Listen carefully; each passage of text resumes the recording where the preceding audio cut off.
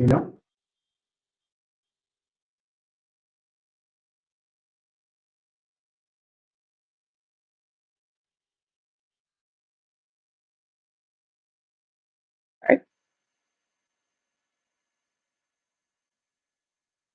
Go ahead. Well, good evening, everyone, and let's call the meeting to order. I believe we have folks here in quorum. Do we have the privilege of the floor? Anyone here from the public to speak? Anyone? Okay, then I think we can move on to the item number 3 on the agenda, approval of minutes from the July 18th meeting. Eric, on the approval of the minutes from that meeting, Yeah, it's written, the minutes show that I made the motion and I also seconded it, and that couldn't have happened. So just ask I'll have for, to go back and see. Hopefully it wasn't a duplicate. My guess is I just made a mistake. So yeah, so otherwise I would make a motion to approve. so Dr. Kran's point is duly noted. May I have a second, please? One other, there were a number of typos on some name spellings, which I sent in. So I'm sure they'll be correct. Thank you, Rick. So are you seconding as I well? will, but just wanted to make that point. Yes. Any objections? So move. Okay. All in favor, say aye. Aye. Thank you. And item 4 is the new business agreements to set. Jessica. hello, folks. So you've got your attached list of agreements to settle. Unfortunately, it's a bit long this evening. The large majority are public water supply violations. And the violations, unfortunately, that we see frequently, the failure to submit biological sampling, failure to submit monthly operational records. And then there are a few facilities that have multiple violations, and those are listed separately so that you can see the violations and the facility to which those violations were assigned. And then on the last page of that violation agreements to settle, there are 3 tobacco related violations that were agreed to settle. I was explaining earlier that part of the reasons that this list, I think, is as long as it is this evening, is we are coming off of the summer season. So we do have a lot more seasonal facilities operating public water supplies in the summer, which means that, sometimes over the summer, folks don't seem to remember all of the things they're supposed to do once the spring starts again, despite the fact that we do send out the annual guidance and sampling schedules and everything on, every January, February, we try to get that out to folks. So, we can talk about this later in the agenda of the meeting about, my hope to work on getting those fines increased.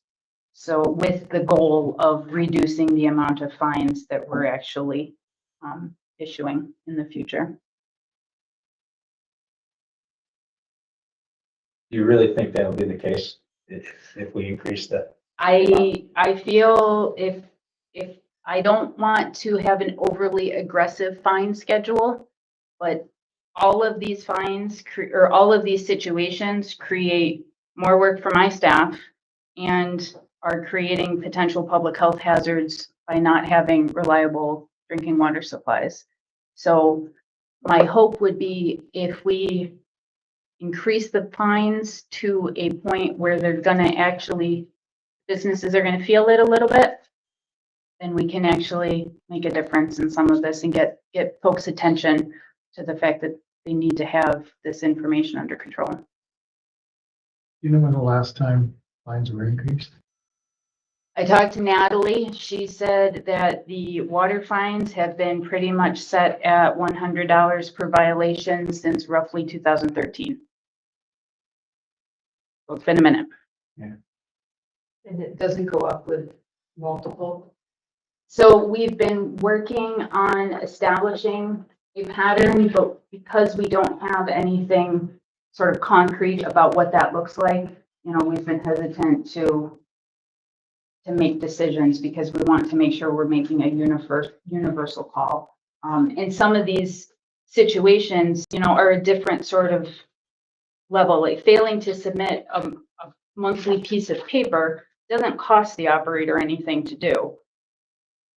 Failing to submit some of the specific types of sampling, some of these individual samples can cost $175. One of them costs over $1,000, and then we hit them with a fine for $100. They're actually benefiting from not taking the sample financially. So we've been looking at the fine schedule with that in mind to make sure that the fine that we would be assigning is, at least on par with what it costs to complete that service. The service, the ones you mentioned, $850, $1,000, are they annual? No, they're Those are- once every 3 years. Once every 3 years, okay. I Yeah. know they get- there's certain things I know much more frequent, but those are not. Yeah, and some of that depends on the type of the type of system, the bacteria samples, which are just the basic total coliform E. coli samples, which we can do here in-house. Right. Those samples are either required monthly or quarterly, depending on the nature of the business. So something like a community system, a municipal system, a mobile home park where people are living everyday lives, those need monthly bacteria samples, as opposed to something that's, like a restaurant or something that would only be requiring quarterly samples because they, have a transient population that's not living there relying on that sole. And I remember you told us that for many of those, they could do it through the county at no cost. Well, it's not at no cost. Okay. Yeah, no, they can certainly use our lab Okay. and they can bring in the sample themselves. Okay. So there is the Less cost. processing, right? Less cost. Yeah, so the cost for them to bring a sample themselves and have us process it is only $25. If they want to pay us to come collect the sample, then it would be a $55 charge because we charge for our time. Is it appropriate to ask here about the follow-up on the Enos Point? The Chautauqua Lake or the Chautauqua Apartments in Moortip. Yeah, So we, Chautauqua Lakes Motel and Apartments. yeah, so we did not hear, the board had, decided to pursue the order that stated they had to have a sample collected within 30 days. When we sent out the Board of Health order, we did not hear from the operator to try to schedule that and make that happen. So we went out, hold on, let me get the paper. We went out on Wednesday, September 11th, and knocked on several doors. We're finally able to get into a unit to collect a sample. And when we got there, they did not have any chlorine in their water supply. So there was really no point in us taking a sample, and they were put on a boil water order. They are currently still on a boil water order. We have since been back there and met with the person who is going to be responsible for the water system moving forward. Took some time, educated them to explain what needs to happen, explain chlorine and monthly monitoring reports and all that jazz. We are planning to go out there again on Monday and actually collect a sample with hopefully chlorine in it, so that we can lift that boil water order and we can, feel comfortable that the water operator understands what he's doing. The amount of time, the amount of few years I've been on the board, this list just keeps getting longer and longer. And so I would think, and I think in my thought process is very much aligned with your recommendation. We have to have some teeth in these measures. The amount of time, your time, staff time, cost, some of the fees that Chautauqua County has, it's nominal. You guys are doing tremendous work. So unless there's some teeth, this list will keep getting longer and longer. So I kind of like that thought and look forward to your recommendations on it. Dr. Kidder has joined, so I'm going to turn the baton over. You may feel free to continue running the meeting, Dr. Knapp. So just in proper protocol and order, I have to kind of do that. So it's all yours. So smooth. I know. Such a kind voice. Sorry to be late. So are you going to be presenting us with those recommendations today, or is that coming in the future? No, my thought was because we had sanitary code on the agenda today, you know, there's already kind of a lot. That's a big, Right. So I've got an Excel spreadsheet prepared because that's the person I am, Excel spreadsheets all the way. So my plan is to give you guys some organized in some detail about why we're thinking and have actually the multitude of different types of violations we see for the water system or for the water program, but also for our other programs that exist. You know, we've got any of our permitted facilities that can have red critical violations, public health hazard violations, and those should be fined. You know, we have permitted facilities that sometimes continue operating despite the fact that they haven't gotten all of their paperwork in for their application. Those should be fined. So there's a variety of fines that should be happening. And quite honestly, we've needed a bit of time to sort of get our feet under us to see what we want to do with these to make sure that we're applying them in a universal and consistent way. So that's what I'm working on. with enough teeth that we don't have to do this again. in 2 Exactly. years. I would like to make it so that it's gonna be, yeah, It's gonna stick for we a can while. leave it. But I think, and we talked about it previously, also about making it an appendix such that it would be easier to change should we You have to never in the answered the future. question that was posed to you. Yes, I'm going to share an Excel spreadsheet with you. Tonight. Okay, Not tonight. Oh, no. okay, that was the Next- point. maybe next meeting? Well, my hope was to email it to everybody. In To advance, give you yeah. guys plenty of time Okay. to actually look it over and try, and then you can come back to me with some questions that maybe I'll have prepared to answer at the next meeting. Sorry, thank you No, for getting it's me okay. back to the, yeah.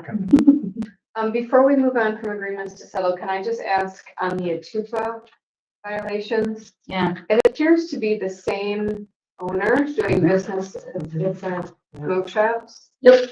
Yeah. So It's where are got we- several. Yeah, So, yeah, does he cease business at some point or what? so the issue is that you see how before his name, there's a business title. Mhm.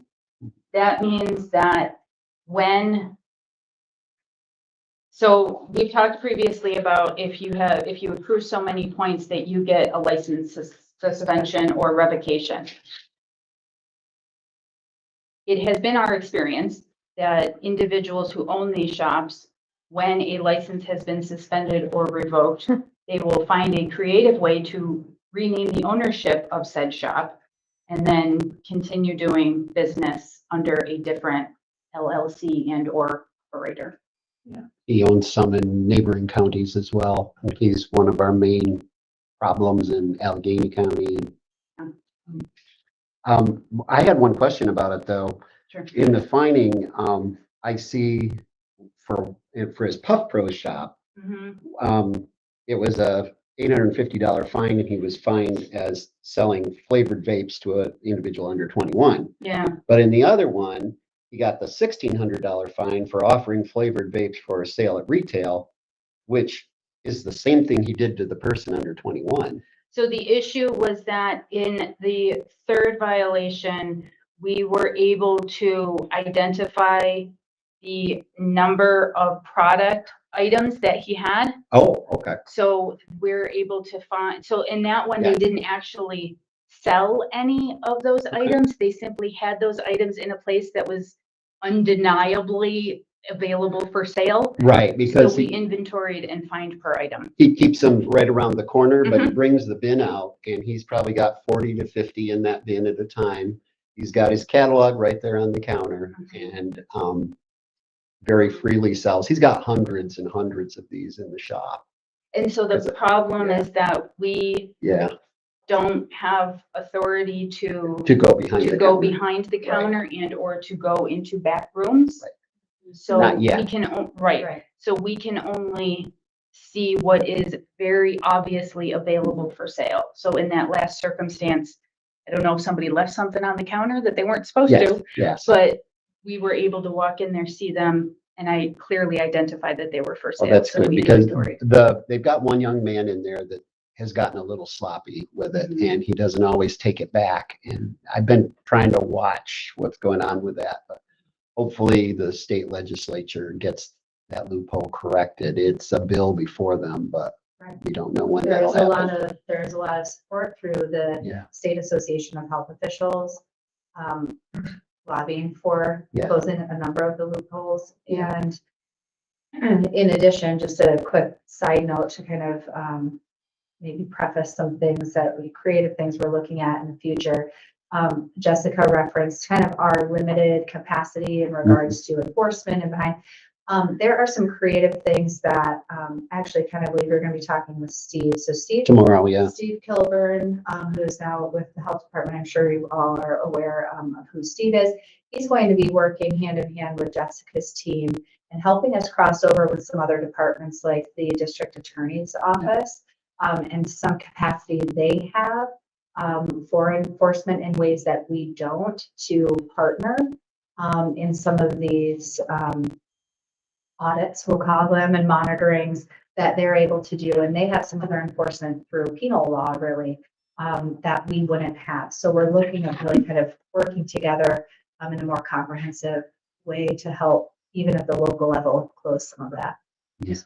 I know when we met with Andy and with George Borello, one of the big concerns was, even if they had the authority to do those kinds of checks, is it wise for your staff to be doing that? Right. It really isn't, Right. because of the way things have changed and not a safe thing.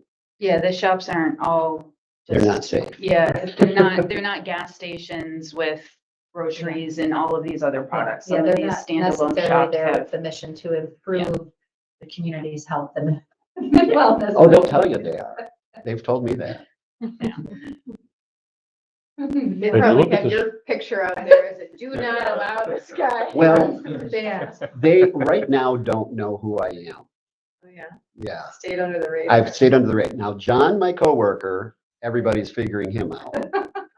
But You look at the amount of fines and they're being paid, and just these three shops, you said there's many, many more, which I presume is similar situation. It tells you the money Mhm. that's being made. oh, This absolutely. is like cost of doing business, something. It just, Mhm. and these aren't $100 ones. These are real deal. I'm thinking. And I mean, the sale price for two of these vapes is 2 for $50. Right. So, Not cheap. But it And must they're not cost and them paying that's the tax sale on 'em. price. It must cost them $5 or Oh. something, I guess. I mean, they're all coming from China. And Yeah, they're a few dollars. And yeah, and they're not paying tax on them because they're illegal to have. Yep. So,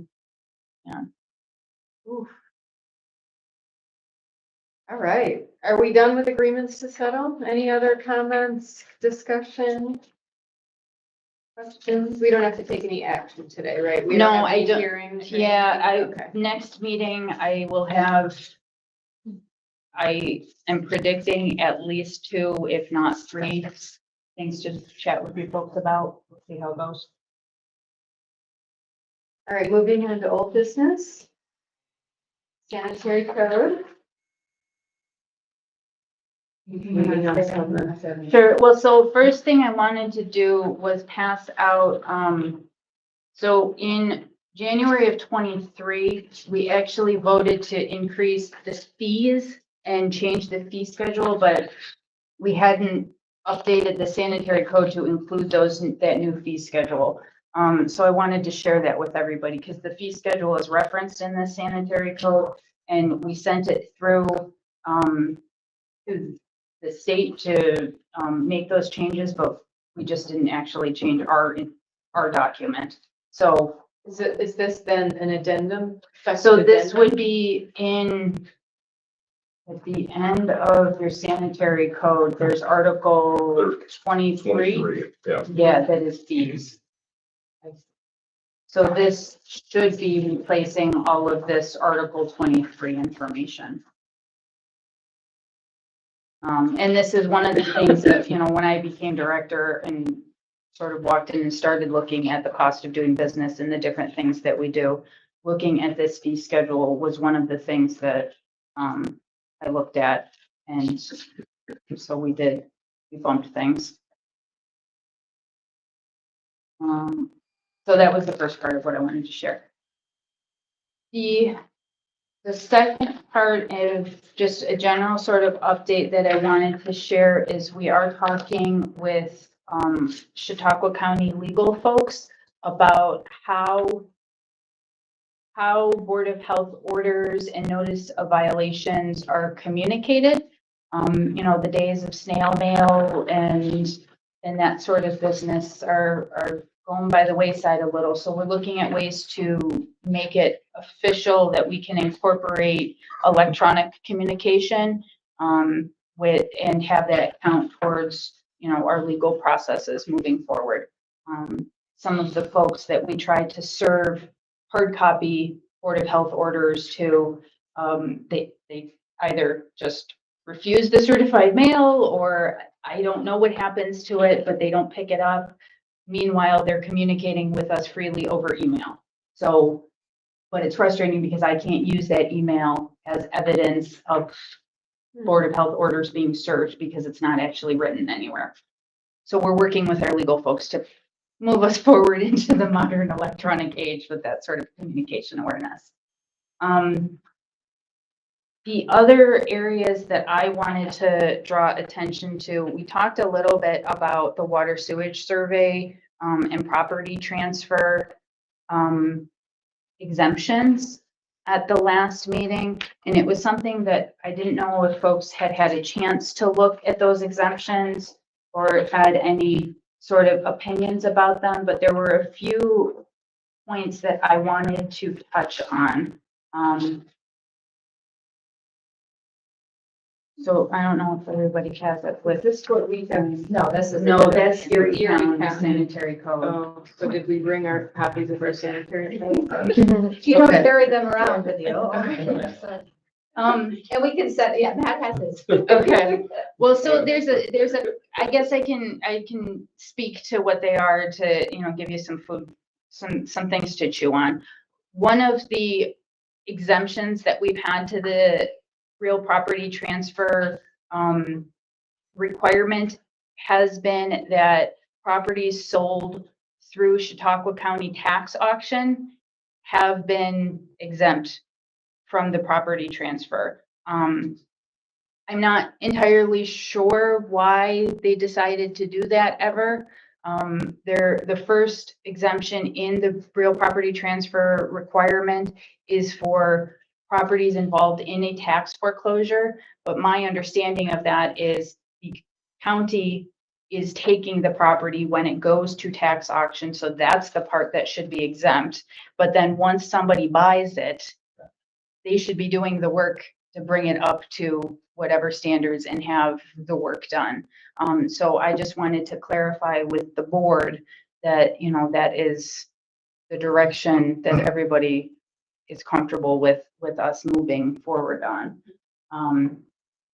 Because obviously if they're buying something, and we have been working with the county to try to start that conversation about, when the county tax auction gets back up and rolling again, trying to figure out a way to incorporate let's just slide a water sewage survey application right in there with the contract document so that they're fully aware of it from the get-go. From what I remember, when we actually made that change when I was on the legislature, I don't think we intended for that to be exempt. Well, and so that's what over the years, this is Yeah. what has evolved, and I Right, don't right. understand why. Yeah. So I wanted to make sure that Somebody that was made an never, executive decision and yeah. I was just gonna say, because when I was a code enforcement officer, that's basically what it was. At the department level, there was the decision not to adhere to that. Okay. So, It seemed like generally it was the seller it's a responsibility of the seller. And in this case, you don't want the county to be responsible. Right, well, and so that's part of the issue that we're having with some of these property transfers now is a lot of these different properties are being sold as is. Mhm. And so, in a situation that's through the county tax auction, I'm hoping it'll be a little bit easier because the county can write the requirement right into the contract for Right, the right. sale. right. But in some of these other property transfer situations where things are bought as is, the sales contract says that the buyer is responsible for everything. And then we go to the buyer and they don't care. They don't want to put the money into it. Yeah. There's no escrow account for me to like reference or go back to. There's no more lawyers involved because the seller lawyer says, nope, that's on them. So it makes our property transfer application a bit difficult. So it's something that we're trying to figure out how to address that with these bought as is sort of properties. Like I said, the biggest problem that we have is when there is a sewage violation.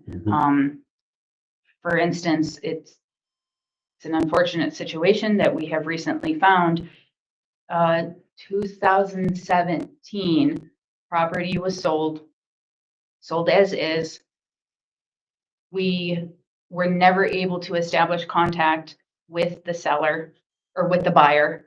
And they never followed through with getting a water sewage survey application submitted. So we weren't able to go out and identify anything. 2 months ago, we got a complaint about this property. We went out and it was literally a situation where they were flushing the toilet and it was going directly into the lake. So that's the kind of thing that we need to figure out how to sort of force ourselves into that situation so that we can catch those sort of ridiculous Wasn't there some sort violations. of funnel where has to come through you with sale contracts? I mean, It does. That's the thing is, despite the fact that real property transfer has been in the sanitary code for a good number of years, there are still a variety of realtors who either don't know about it or don't seem to care about it, and lawyers who don't always seem to be paying attention to it. So what we do to try to catch these situations is sort of at the close of the year, we'll get information from real property about which properties have actually transferred, and we will compare the list of applications we have with the list of properties that have actually transferred and compare those. And we'll start trying to send letters out to those properties who haven't complied with the regulation, but it's much better to be ahead of that. exactly, yeah. As more, it gets, again, done online and, maybe the realtors seems like these new rules are becoming less involved potentially. I could see the problem getting worse. Right. That's just what you're describing. Right. So, we certainly try. I mean, just today there was a realtor, I don't know, a seminar day or something that happened down at, I believe it was Celeron Harbor Hotel. And we had staff go there with our information about what's required, with applications, with nice little packets for all the realtors who were in attendance. So we try these ways to get out and reach the people who are directly involved in the property sales, but ultimately. But isn't there deed transfer? And the deed transfer can't happen until X is in place. Oh, They don't seem to be paying attention. Yeah. So it's, like I said, we're trying to open up conversations with real property to try to get involved and try to find other sort of stop gaps along that sale process for us to, be like, hey, no, you forgot to check this box. right. But it's a work in progress. But it is in progress. So you you're had- proposing making a change in the sanitary code to get that loophole out or that? We're looking into ways. I mean, if folks have creative things that perhaps we haven't thought of, or folks have historical knowledge of what has happened in the past, I'm open to hearing it. But ultimately, a deed has to be Filed at the clerk's filed. office. Clerk's office. Yeah, That's your ultimate stop. Right. Yeah. You're talking about lawyers who care less. Yeah. You're talking Right. about realtors with. The deed cannot, I mean, if you Right. put in at that point that the deed cannot be registered until there's a appropriate water sewage, you've solved the problem right there. And as soon as it happens to the first time to a lawyer, he'll know right away. And a realtor, they'll know right away. Because they don't get paid until they go. Until it actually. Yeah, happens, and maybe that's the spot to do it, because otherwise you're chasing and you're waiting to the end of the year. I mean, it sounds crazy. Yeah, This way you've got them right where you want them. yeah. So that's what I said. So that's the conversation that we're trying to start opening up with the clerk's office and, real property transfer to get them Well, to. maybe that's a conversation that has to happen, in a variety of ways where, that it becomes part of their checklist. Yeah, Right. because there's a Yeah. checklist for everything they do. I mean, I just did some stuff with them and you gotta, that just needs to be on the list. And maybe at some point, if this committee could make some kind of a motion when you're ready Mhm. to endorse that, or, whatever. I guess we can't require it, but we can strongly support it, endorse it, say we think this needs to be done, and maybe that helps you.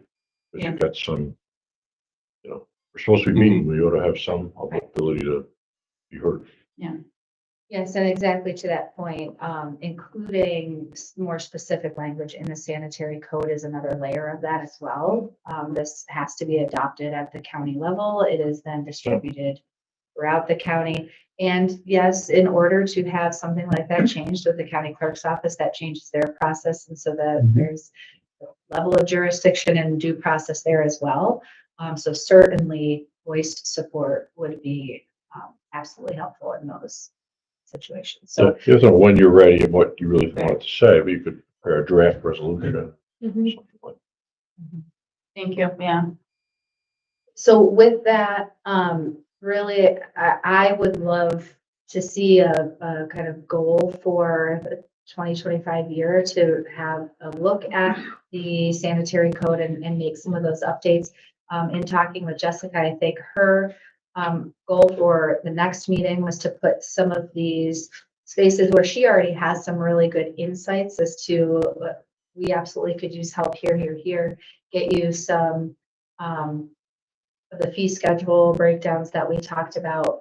And then perhaps between now and the next meeting, I think it was suggested by somebody last time that, there may be some willingness to form a committee at that point to then kind of take on the review of that and report back to the Board of Health, the full Board of Health at that point. So that way we're not having to take the Board of Health meetings, a lengthy amount of time to review and revise what's in there. Along with that, I would say as you're kind of reviewing and preparing thoughts and brainstorming, this would also be a wonderful time, as has been expressed by some of the legislators, specifically in the Human Services Committee, that the tobacco, substance use, the whole section that we currently don't have much of in our sanitary code. This would be a wonderful time to look at that and also, see what we could do there, working with Jessica and her team, because we do need to be mindful that anything that we put in the code, of course, we want to ensure that we can enforce and have the capacity to actually do. So one of the copies of a very recent upgrade to Erie County's sanitary code related to tobacco use, we provided that for you for your review to kind of get some of your ideas flowing. This is a very hot topic with the county health officials across the state right now, just because so much has come down and is new in regards to everything from tobacco to cannabis and vapes and the whole nine yards. There are a couple of other counties who have done some pretty creative things as well. So it's a wonderful thing that we don't have to recreate the wheel and we can kind of pick and piece and pull apart, from what other counties are doing. So we just provided you some of that information. So is the thought that like a committee will get together and then come to the next meeting with like proposals for the board to talk about? Or is that what Jessica's team, are you going to bring proposals or is it a combination effort? The combination effort, so between now and next meeting, Jessica's team is planning on emailing you all some information to digest. I would suggest that, of course, this is, for your board, but at that next meeting, then having seen some of what she's proposing in combination with what you've seen and what you have some ideas for in the code as it is, that at that next meeting, then you might be prepared to form a committee or two You might want to have a separate Subject committee. matter You might want to committee. have subject matter committees, yeah, depending on, really how comfortable we feel with it. I think we talked about having one of the team on those subcommittees because you guys have all the background and historical Right. knowledge of this stuff and you need to guide our discussion. So we're just not talking Yeah. completely out of bounds I about appreciate what that. we Yes, would thank want you. to do in a person forum. Right. A bunch of stuff. And you have a couple fellows. Yeah, you have no too, don't you, capacity. that are working with We the do. department? Yeah, we do have a couple of follows, yeah. Might be able to help. Yes. Mhm. So, yeah. Is there a small subset of subject matter areas we're gonna attack within the sanitary code that you're gonna bring to us first, I guess? Is that what- Yeah, I mean, I think the good and the bad is that Lacey and I are both full of ideas. So, there's a lot of things that I would like to get to, but the tobacco use is certainly high on the priority list. My property transfer one that I was talking about, I'm hoping could kind of be low hanging fruit that we could just tighten that up and then, get that in a better place. At some point, it would be really great to actually get lead and lead concerns into our sanitary code, because we have nothing about that currently, with all of the lead situations that exist currently, and then with the lead rental registry program that's coming, starting in the fall of next year. So, but the lead one is gonna be a very large picture endeavor.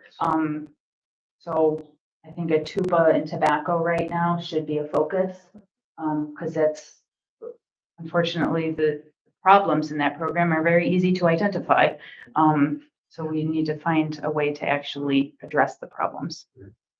There's great model policies out there for retail policy for, I know the Public Health Law Center did stuff for us like 8-9 years ago, and now there's a new contract, and I just contacted them again this morning to ask for an update on the latest legal research and examples, the best examples out there. So Yeah. Mike should be getting that to me tomorrow. I have a feeling, Ken, you're gonna be leading the subcommittee on tobacco. Well, I would gladly We'll be cross that involved. bridge I would when gladly we be get involved.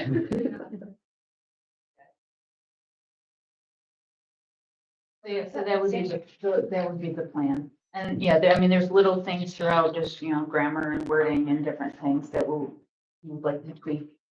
But big picture, tobacco and lead.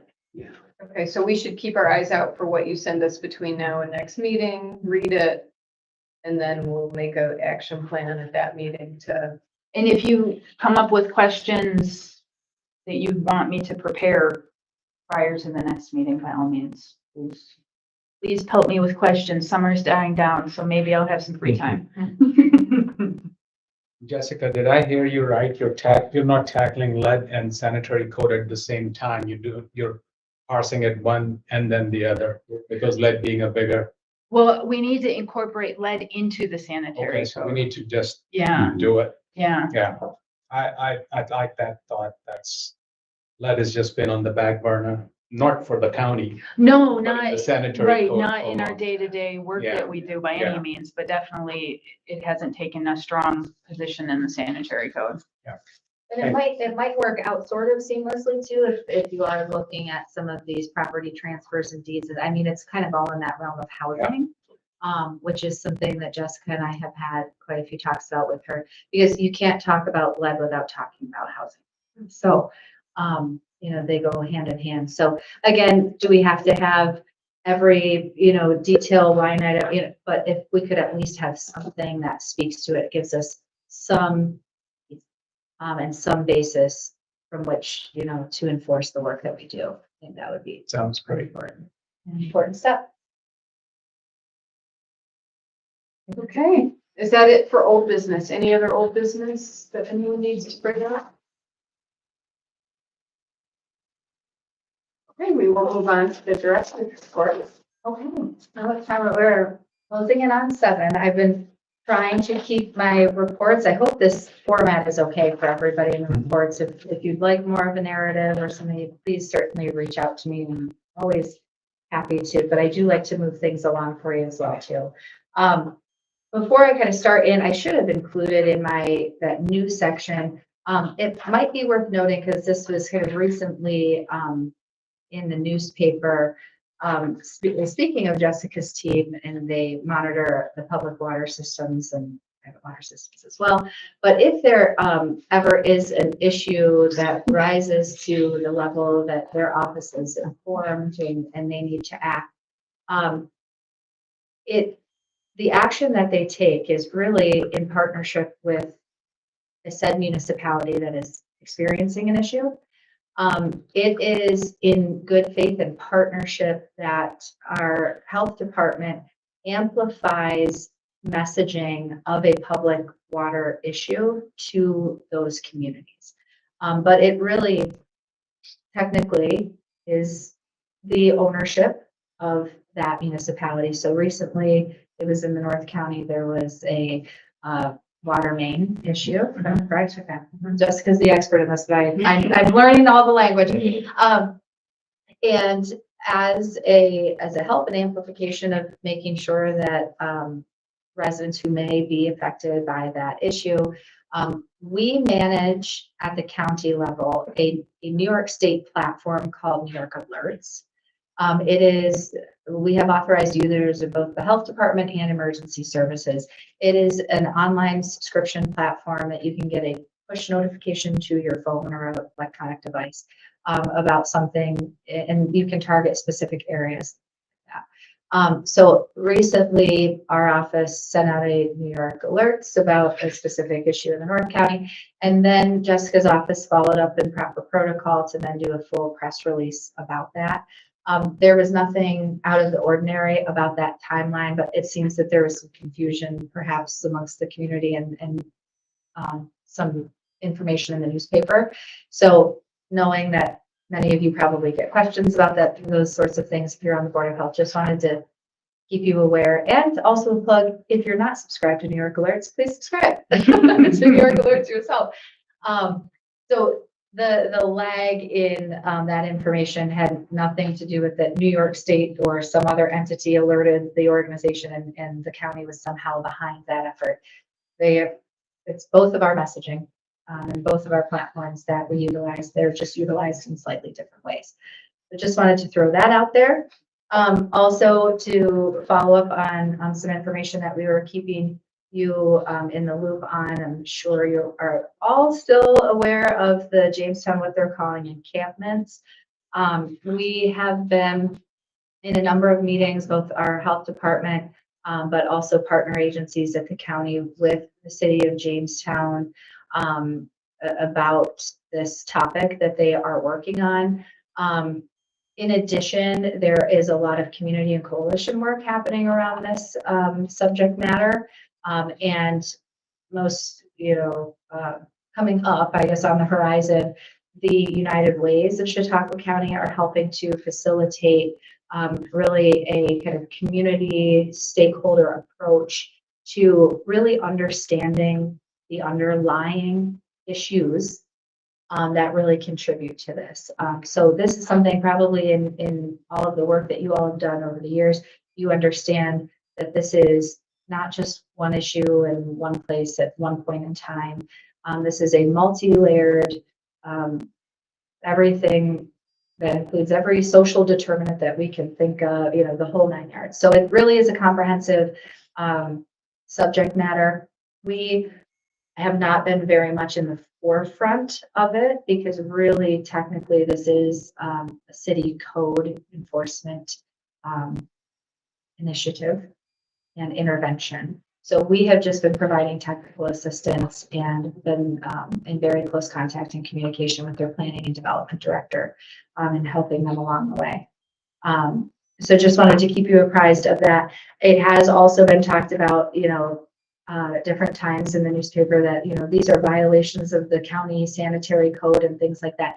They could be in violation of the sanitary code, but really first the real due process is that the city itself manage under their own code and with their code enforcement officers, these issues. And then should it rise to a level of complaint to the health department, there are also some other facets in which we may be included in regards to, a New York State declared state of emergency or something. By that capacity, we may also need to we would be involved at that point. But since neither of those boxes have been checked, we have not needed to employ your efforts in regards to applying the county sanitary code to any of these property issues that have been raised in this. But that's not to say they might not get there. So we will keep you. Can I ask a brief question? Yeah. I mean, the social determinants of health that led to these encampments clearly have been going on for years, but it seemed like everything escalated very quickly to like a state of emergency, and it was front page of the paper. Did something happen that everything just kind of ballooned, or was it just a slow growth to being an issue? Supreme Court decision that allowed, I would, so COVID. this is Yeah. my, COVID as well. yeah, this Yeah. is, so this is my opinion and assessment of the situation and the discussions that I've been a part of. I think there is a lot of dialogue and rhetoric happening on a national level in combination with when you look over society and humankind after many pandemics, we see a number of issues like that. I mean, so that is not abnormal by any means. The numbers that have been accounted for, our department had asked in order to help provide proper technical assistance to have a better understanding of the objective data around the situation. So could they go and do some more recent point in time counts where they send people out to specific areas? Volunteers will actually help count and do outreach to people, that they do see that are not living in a home. And the numbers that came back from that point in time count are actually very consistent with the numbers that have been reported through the Homeless Coalition over the last number of years. So it doesn't look like there actually is any sort of spike necessarily in the numbers themselves, other than we would see gradually through COVID, but more so that I think it's perhaps the behavior is different and it's more visible. Yeah, the visibility is the big difference I've noticed. And I think a lot of that has to do with the fact that there has been so much attention paid from, states like Oregon and Washington State and different things like that. So we're kind of noticing, I think the general public is noticing an issue that those of us in this room have known about for a very long time. So in one way, that's a wonderful thing. But in another way, if you have a smaller city who's not prepared to handle the messaging and communication with the community, I think that's really overwhelmed their systems and has maybe created some panic and chaos. So we've been very happy to be a sounding board of let's think thoughtfully about this, what's short-term and mid-term and long-term planning that we can do here. And I'm feeling much more confident about the approach that's happening. Just to give you a quick aside too, they are going out and enforcing their code through the city, but first with the mobile crisis outreach team through DSS and mental hygiene.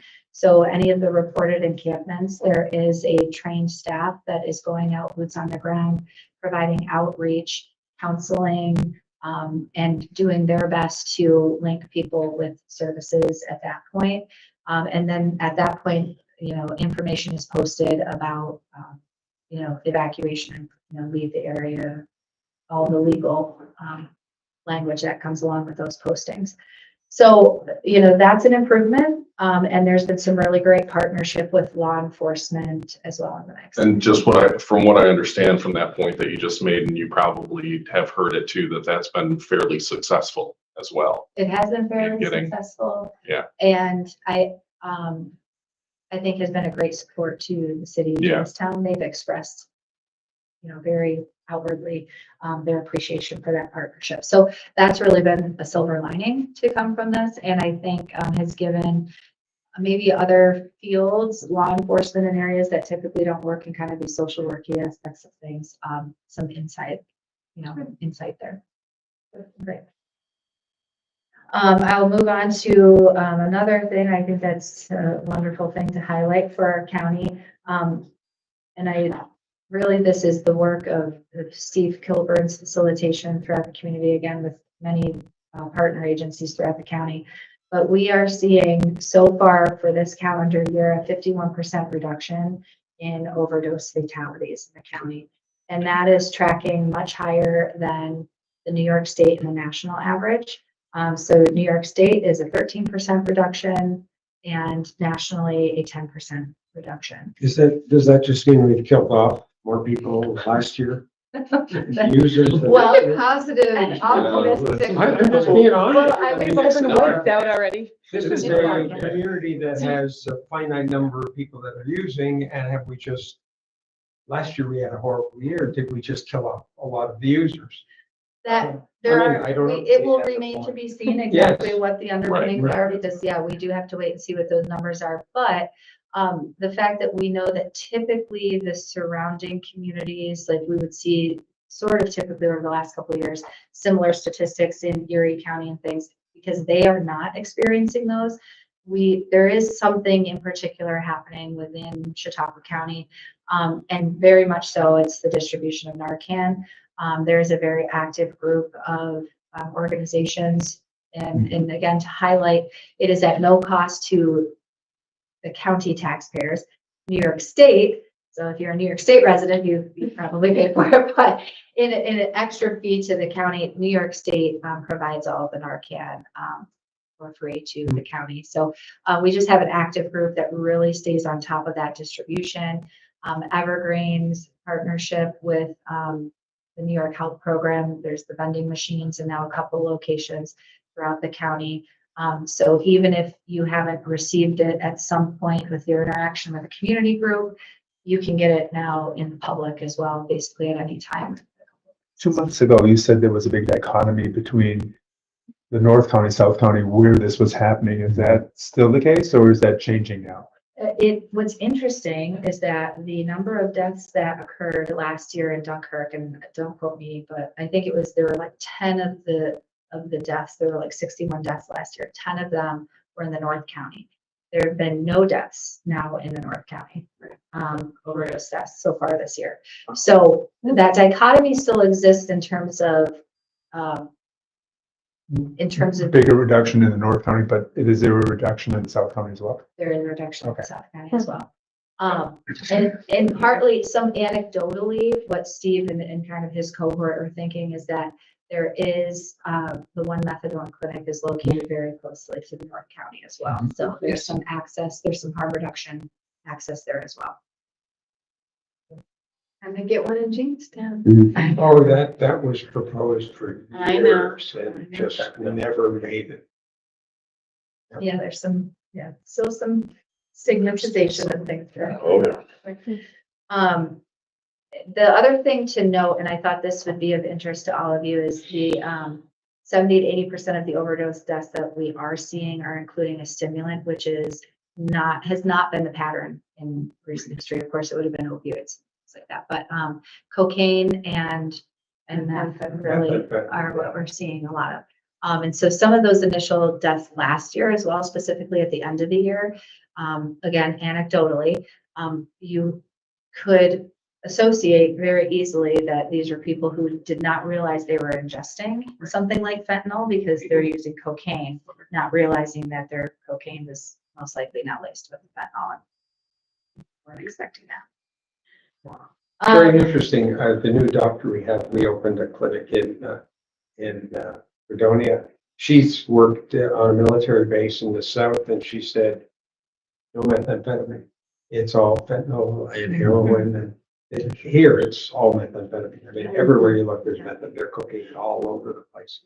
And down south, it's the same old stuff. Yeah. The shift is fentanyl getting into Everything. into everything, but then yeah. xylazine is starting to replace fentanyl and opioids. And xylazine isn't as fatal as fentanyl is. Right. So you might see some shift there or Yes. less overdoses because of that. Right, exactly. Yeah, so It's, yeah. Very, just more limb loss and. Yeah, yeah, wound care. Yeah. Abscesses, yeah. Most of the ultimate. Yeah. Okay. Forward trend. Yeah. So transitioning into the community health improvement plan and the community health assessment, you all probably had some interaction with that. I know, of course, Dr. Berg, you would have had plenty of interaction with these. So New York State has, thankfully redesigned the template and procedural standards to improve the usability and application of this. And really, so Mr. Ketchum, this would be much more up your alley too. They're aiming to really align it more with the hospital assessments that need to be done. They have IRS standards and things that they must meet with theirs. So they're trying to align it so the timeline is different. It used to be a 3-year assessment phase, and now it will be a 6-year assessment phase. And that aligns with the hospital systems as well. So we will be gearing up for that. Ours will be due in December 2025. So you will be hearing about that throughout the following year.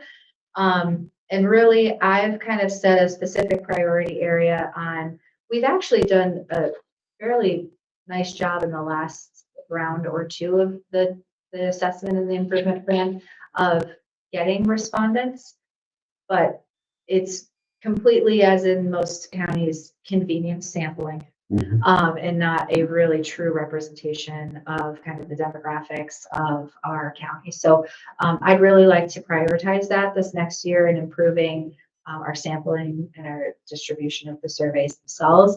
And so we'll be leveraging our partnerships with community-based organizations that we know are serving or working with people that would be more representative of the entire population. So we're looking forward to that. So stay tuned. We've already kind of talked about the sanitary code, so I won't belabor that point. Just to update you on some of the aspects that we've talked about in past meetings, pediatric dental services meeting did happen. We're kind of leaning on Dr. Pender's expertise in these conversations with the UB Dental School Dean. They did pledge their support to help us continue the service. They did let us know that there wouldn't be any interruption this year to service, and that really what they'd be looking at is improving the efficiency and kind of the outreach into the coming years. Both Senator Borrello himself and the county executive are both on the call. So I think that was really important and a wonderful show of support for that program. Really spoke to, I think, the UV folks that were on the call. The background, I think from 2 months ago, you said, was this another Cabrini grant that was going away and they were trying to figure out future funding streams for this? Was anything figured out, or just that they're supportive? Yeah, I have followed up with the dean twice and I have had no response. I've tried a couple avenues, which makes me worried. Have you heard anything from them? Yeah, so it was, a great conversation we had, but I've received nothing back. It was more of like whatever we can do, what is our next step? Right. Yeah. And not even a response. So I'm worried. Cabrini Foundation's focus also have changed in the last year or so, and they're more focused on other avenues in the greater Buffalo area. And the UB does, again, this is knowing the folks I know, they just don't have the dollars to keep sending the van down here. Another avenue could be looking for potential other grants. Right. And if UB van cannot come down, maybe looking at a local mobile van downtown clinic through another grant. Doesn't happen overnight, but it could be. The insight, and I don't know, but people do talk. Chautauqua County, unfortunately, is not the focus right now in UV realm of things. So we probably should think about an alternative. What will we do for the kids in the communities around the county? There are a couple of mobile vans in the county. Yeah. We put a couple of chairs on them and start going to the school districts. But we can think outside the box of, with the help of grant writers in the county and other, we can go to local foundations. But Rick, what's what we really need to know is what's the dollar amount? Because we have great local foundations. And this may be a really nice project for them to at least help for the first little while to bridge us over to a funding source that's, that we can work on. But we need to know exactly. And that's exactly what I was, and you kind of Yeah, plugged sorry. it. No, exactly, that's where I was leading, so thank you. We need to think of a homegrown program, Yeah. because UB program, even if they'll extend it for a year, some other donor will jump in. What happens in the long term? Isn't there also a problem with who's gonna staff it? Maybe Mhm. the dental That's school. where we need Yeah, UB. that's, getting us Exactly. there, Yeah. I think it's a different avenue, and there are, I don't have the clear outline. There are experts around the table, but I think we have to think of a program that's homegrown. And where there is a will, there's a way. There are foundations that are awarding dollars to other causes in the area. I think this is well worth the cost. So when we go and talk to, and I'm involved with some of the area, foundations about lead programs and others, dental health is up there as well. So if we have 4 or 5 foundations once we know the dollar amount and start a program, even if it's smaller, it's not as big as the UB program, it'll gain steam. People will line up behind this type of a Well, and project. Mr. Ketchum had mentioned a couple times ago too, and so we had looked into it because as a planner, I always have contingency plans as well. See? And the Ralph Wilson Yeah, I was thinking of Foundation, he had suggested I that. guess- but that's where the big money is, something like that. And if, Right. I guess the question I was about the UB, is it a funding issue or staffing issue to both? Because the idea of having dental students, you have continuously refill the pipeline with students. My concern would be if you got local dentists excited to maintain that over time, I think would be difficult. But I will tell you, literally 3:30 today, I was at a meeting at the North Star Community Foundation, and they talked about Ralph Wilson Foundation has hired a rural person just to interact with the rural communities. So they've been trying to get more down here, but there's Buffalo focused. So they've hired someone very recently, and they're actually having an interesting meeting. It's going to be held in Lockport, where they're having all the rural foundations from around Buffalo and all the rural foundations from around Detroit. But Buffalo's not invited and Detroit not invited. It's Chautauqua, Cattaraugus, Allegheny, whatever, and similar from Detroit, and they're meeting in Lockport next month. And it's called by the Ralph Wilson Foundation. So I really believe when you look at the numbers, and I said it, it's billions, and they have to spend it down to zero in like a decade. I mean, the money there is just, it's beyond staggering. And they're all about kids and health and youth. And I mean, to me, it's just right in the wheelhouse. So it would be wonderful, and we did post some of these questions to the dean on the call as well. They did say that they would get us through this year and they were going to pledge support, and so we will hang on for that. But we had specifically asked, because I know of personally 3 local students in dental school right now. They have gone through UB and now they're headed for residency and different things. And I think the state, they already did, or they were introducing a bill that basically dentists can claim the same that the physicians program had, that when you come back to an area and serve. If the shortage area. So they had either renewed that or put a bunch of money into it. So we had said if there were a local dentist who would be willing to, kind of under the purview of their care, take on the students to come down and do the work, would they facilitate that for us? And they were open to that as well. So I think there's some really great ideas here. I would be more than willing to kind of share some contingency plan ideas as well. And then if any of you are interested in maybe championing some of that, and having some of those conversations, definitely. Are you going to attend that? Our executive director, they're calling the executive directors to it, so that's who's going. I don't know that any board members actually will be invited. Okay. If there are, I might go. I mean, probably would, but it was announced at our meeting today by our executive director that the invitations were sent out. She's very excited about it. She's gonna go. And I'm sure, you know, that all the other ones, but it's for community foundations, you know? So, that's really what it's focused at. So not like Gebby, not like the ones that are in the community, they're community foundations. Okay. But, you know, I'm sure whether it be down here or Diane Hannum is the name of their executive up north. Okay. I mean, if I can put people together or Yeah. whatever, I mean, I'd be happy to do that. Right. And I can reach out to Tori too from. Yeah, well, Tori, and let her I'm sure know she'll be This there. would be a program area that we'd love for them to advocate for our county. Okay. So maybe we get some local money in it too. I mean, you know, the local foundations can help too.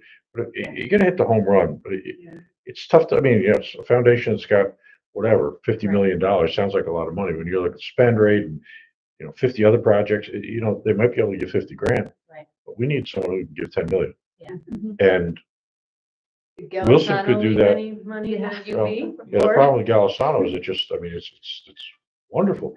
Nobody, there's no application process. I know. It was just like, bang, Yeah. but it's, well, it's like the Melinda Gates thing and some of those other, just Mackenzie Scott. I mean, it's just like, you get a call one day and by the way, we've done our own due diligence and you got X. Like, we didn't even know you existed. Yeah. But the issue may come down to a match. And if we can show some local funding from local, Yeah, you know, Gebby or, yeah, you know, that'd be okay. Carnahan, I don't know, right? whatever. They may be, Right. well, if you've got some Right. play, you know, in the game, they may be willing to come down with 10 times that match or 5 times that match. But they'll probably want to see some. Yeah, that's what I said. You might have to go to some, Yeah. get some from So- local foundations. But, yeah, I think that's the thing to do and meet with the person. And what I like is we've gotten several million up with the foundation up there from Wilson already and more down here. But they meet with you and they want to talk to you. I mean, how do we hit a win-win that meets your needs, our needs? And they want to get to yes. It isn't like, here's an application, send it in. So. Okay. But there's another pretty side fun to work this, with. which we keep kind of skirting around. And that is, yeah, we get students down, but they need to have a supervisor. You can't have students providing dental service. So it means either some of our dentists have to volunteer a day here or there, and dentists in this community are scarce as hen's teeth.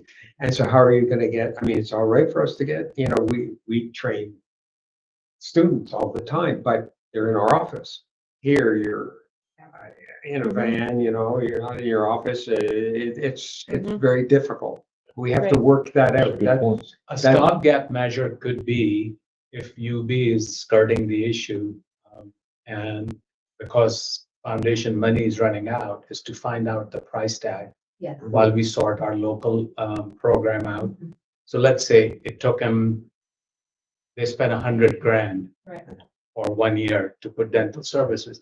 If we have that in the interim, my thought would be to partner with UB, say, keep sending your students, keep the van here, and we raise that 100,000 with the local match and the Buffalo Foundation while we work to Right. develop. Oh, for our sure. We're gonna have to So have an interim step with them. stopgap measure and Right. raising the money, because I know foundations, when they get to the year end, there's always monies left around, like, oh, we need to grant this much because our minimum distribution. Right.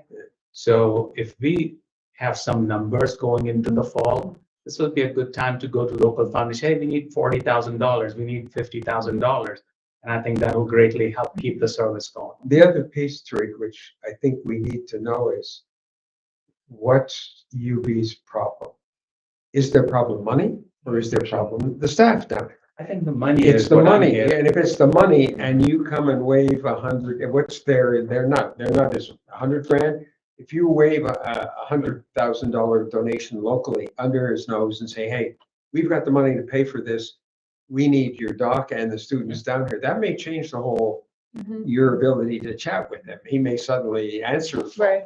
If he's sitting there and he can't see his way around the financial component of this, yeah. Yeah, I think it was 300,000 they were getting from Cabrini each year. And I think the most expensive piece is they have 2 dentists who Yeah, staff it. But that's fine. Yeah, Whatever the think- number is, it's a number. right, You know where you're starting. right. That's it. Right. And maybe it doesn't all be funded. Hey, if you could split it, maybe you'd be a fund half, we fund, whatever. But you need to know the facts, you know what you want. Right. Okay, It would be worth us knowing that they've not responded to you. It'd be worth us following back up with having somebody from Senator Borello's office as well. I know he has some skin in the game himself as, stepping into the shoes of Kathy Young, who initially had this carved out in state budget money. So, for him, there's a desire to. I think we have a plan. And, I think we've got our pretty good idea of where we're going with this, which is nice. Okay, we will follow up on that, and Dr. Pender, we will move you in on our communication there too.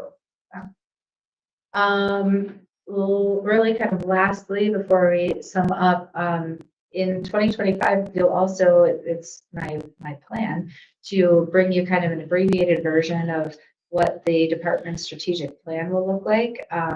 This is something, I think that's always naturally happened, I think, in departments and agencies, but any agency of government never is really afforded the time to do a strategic plan. But I'm working with the division directors, and they've all been wonderful to kind of pour into this with me. So you'll get to see that abbreviated version, so you see where our priority areas are and what we're working on.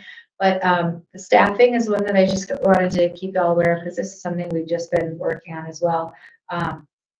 We have proposed an increase for our early intervention case managers in the early intervention program. So these are the case managers who work with children 0 to 3. There has been a really ballooning of referrals to that program, primarily because of the backlog from COVID, and then also with the NAS diagnosis. It's a wonderful problem to have, because it's something that we are finally getting to provide service for in the community, but it has also created a ballooning of referrals to the program. These case managers are, from a county salary standpoint, kind of underpaid in comparison to their counterparts in DSS and mental hygiene and OFAS. So we're working on that, and the initial proposals through the committees has gone very well, with actually unanimous support in all of the committees so far. So that's been a really wonderful mix. It only affects 5, well, really 6 roles. One of them is vacant right now, but 5 case managers. It's an increase to the budget of like $28,000 for a year. That includes wages, fringes, benefits, the whole 9 yards. So the return on that investment is justified, and will be a great return on that investment. Also, Dr. Kidder had brought up the fellowship program earlier. We officially have our 4 fellows here in the department. It is no cost to the county. These are staffed and salaried through the state. You can see the different areas that project areas that they are working on, and those are really areas that we identified within the department that are priority areas, but are understaffed for one reason or another, either that they're not mandated and funded, or mandated but underfunded. So we're really excited to have them, and a number of them are local, very local people, and have just been a wonderful asset. And we were hoping to have them come either in pairs or one by one to the Board of Health, so that they can present to you what they're working on, and you'll have a chance to meet them. They'll be with us for 2 years. So that's a wonderful. The lead rental registry, quite a bit about. The only real update there is if you want to come and visit us at any time during the workday, we would gladly take you on a tour and show you how stuffed in like sardines we are here on this 4th floor. We have people sitting in hallways and multiple things, and we're rearranging all of that because staff wellness is a priority to me. Jessica knows this. And so having staff come and feel well in their work environment is very important to me. So we are looking at some additional space to accommodate the new staff that will be coming along with the lead rental registry. And we're working closely with our county partners and DPF to make that happen. And then lastly, just some funding updates. Opioid settlement funds. We do have some an initial project that I can tell you about that we're going to be working with. But for those of you who are not as familiar, there are really two sources of these funds that come into our county. One is through the local government unit, which is in Chautauqua County, is currently the Department of Mental Hygiene. And those funds are primarily coming through the state grant of authority OASIS. And then there are more general attorney general funds that are also coming to the county. So Steve Kilburn, who I mentioned earlier, we were able to work on a really lovely strategic plan, and I'm going to ask him to actually bring that plan to you next time, now that we've finished kind of talking with our legislators about it, presenting it to them. And as part of that strategic plan, he's identified a number of different primary, secondary, and tertiary prevention areas that these dollars could be applied, and that we would really love to see them applied in the community. The first agreed upon project is a project with Prevention Works. It's a school-based, evidence-based prevention curriculum that will piggyback on some of the work that they're already doing with other evidence-based programming around substance use through some grant dollars in the county. So currently, not every school district has an evidence-based program in their curricula, but after we roll this out, all 18 school districts should have at least in one of their schools some type of prevention programming that is evidence-based. That was our big caveat. It must be evidence-based. What grade level does that start? I will have to get details from Steve. He was just working those details out with Prevention Works. I'm not as familiar with what it all was. The original work done through SAMHSA was in preschool and kindergarten, Right. because that's what Big Bang is Yeah. for fun. Once you get into high school, you're throwing money at a problem that's already there. And so if they're thinking of just putting these programs into high school, it's a very expensive, very low yield program. You got to start with, and the preschool teacher and the kindergarten teacher can tell you which kid has a brother that's already in jail, a parent that's a user, and they know the families. And you got to start with those kids because they're the high risk kids for ever and ever. Right. And so anyway, that's Yeah. And we can have Steve come and talk about some more of those projects as they come along, so you can be informed as to what those are.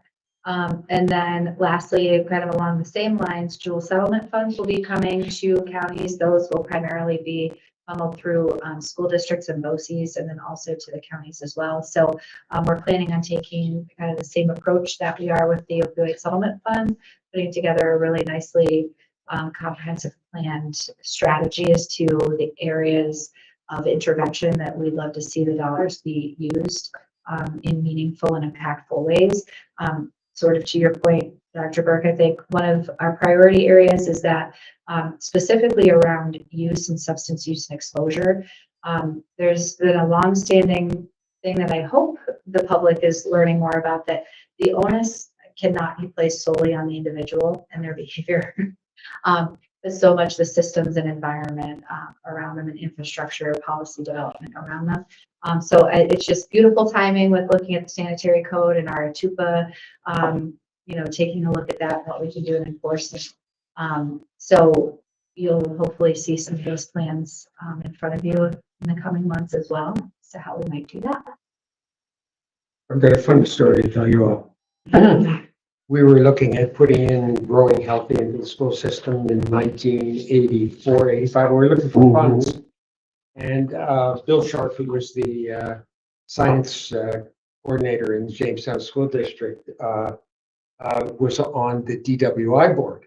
And he said, certain percentage of DWI money is supposed to go to prevention and education. And Sheriff Bentley here was using it all to buy police cars, which was, And so we petitioned the DWI board for $75,000.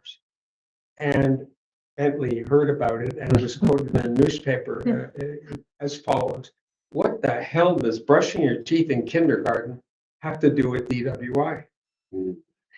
And immediately from the DWI board, we cannot deny your application. Here's $75,000 and give me 75 on top of that. And we were off and running. Yeah. Yeah. You have to start early Right. and with just basic public health concepts Yeah. and looking after yourself, and brushing your teeth is looking after yourself. Anyway, it was a very funny story. You know? Yeah. And anyway, that's, Yes.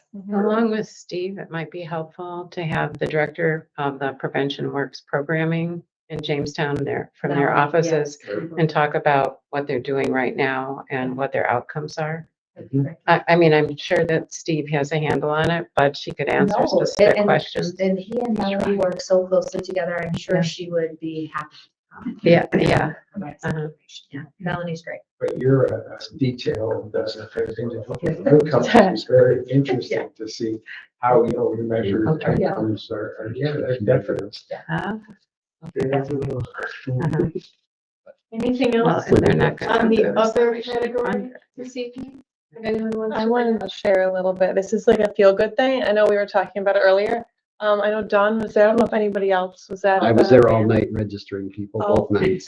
This is the We had remote area representation. medical event. It was so incredible. It was free dental, vision, and medical care to basically anyone that showed up. I was on the dental side. It was so organized. We had like a table of all of the materials you could need. And I mean, this is not like working on a patient in my office. Like it was difficult, Right. very hard to work as a dentist, but as like nice as you could make it for a gym. I mean, and this is just seeing from the dental side, this woman came in, she was a young mother, had her baby with her. She doesn't know what to do with the baby. She has just teeth that are just rotten and she's trying to get a job. And we had a volunteer hold her baby while watching like a show. And I was able to just go through every tooth and just fully restore.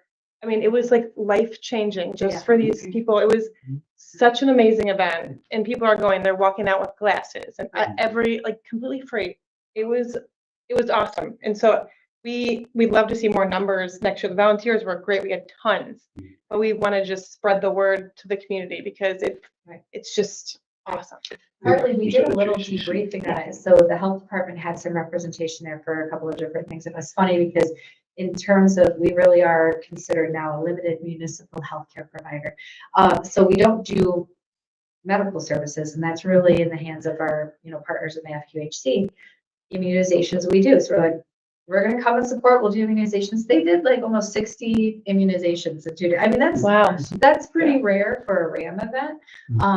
But one of the things we did debrief about was just the weekend before, actually a bunch of my family volunteered at the Erie PA one. So we did have some close-knit, and we have talked already that perhaps we wouldn't schedule them so closely together because people are used to traveling between Erie and Jamestown. So a number may have gone there already and that type of thing. So that may have even improved some of the numbers in terms of. And it's only a little over a month before they were in Cattaraugus County. So. Exactly, yes. Yeah. But, well, three young men in their early 20s were there right at midnight, Saturday morning, walked there, stayed outside in the cold, and waited till 6 a.m. They all had severe pain from abscessed teeth or whatever was going on. I knew a couple of them, but it was interesting. And one even had to go find a sleeping bag somewhere so they could sleep on the sidewalk, but they waited those 6 hours, played Pokemon Go for a while, and entertained us out in the parking lot occasionally. But it was, and then I saw whole families come, You only lost one kid on Saturday night. Mother brought the child with, and the child disappeared. But they found him eventually. Yeah. But a lot of interesting stories. We got to talk to a lot of interesting people, and of course, my coworker John was there, who talks to everybody and got everybody's life story. So it was fun. Do they come back to the same community to do these? If they're events? invited, Not within 2 years. yeah. Okay. Yeah. And there's the financial component that the community has to provide in order to offset some of the costs, but. I wouldn't recommend JCC as a location again. I would recommend the ice arena if you're going to get walk-ins. Yeah, so Chris. That's a great idea. Yeah. Yeah, that's a great idea. Wonderful. Well, thank you for sharing. And thank you for providing your service. Oh, man, that's the least, like, you guys If you should have could seen these just like dental students. really. quadruplicate yourself. I know. that's- Yeah. No, these dental students there, oh my God, you should forget what you're like. They all were like, give me the instructions. I'm I brought one guy, they worked on him for almost 3 hours. He had a near root canal and a back tooth, but they totally restored it. Yeah, Took him 3 hours. they but had guys they did doing it. root canals all day too. They had a Yeah. dentist volunteer. I mean, it was Yeah. incredible.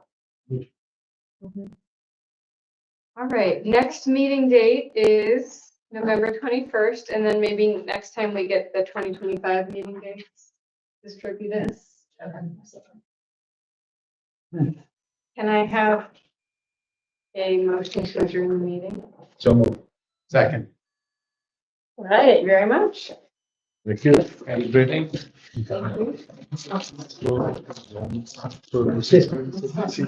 No, kind of, Listen, well, I actually, I do know. Diane Hammond. Apparently they're up a little bit. And I So, can, like, yeah, there's she's 50 executive director. second for line, everything, but- And I guess Or- there's or 70 down here, it doesn't- in the doesn't matter. first level, but there'll be some attrition there. But I will tell you, Yeah, that's what I was wondering if you had.